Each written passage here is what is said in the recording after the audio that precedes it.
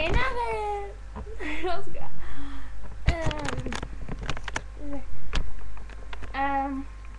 Nu har jag precis slutat skolan 5 timmar sen. Så jag har ätit middag där nu.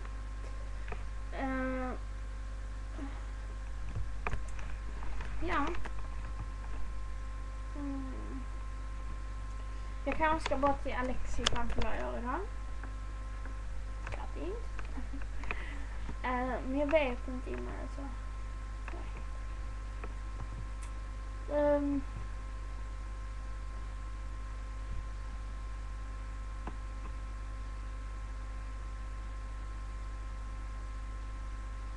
Ja.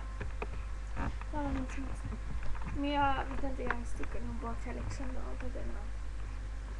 Jag vill ändå över. Känns ändå tvungen.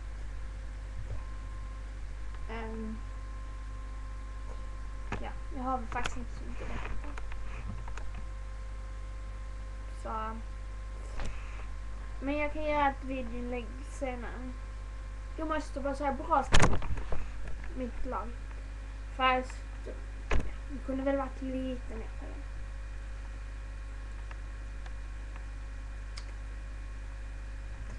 Ja, nu får man. Ja, jag har inte så mycket att berätta. Det är väl tråkigt att titta på mig.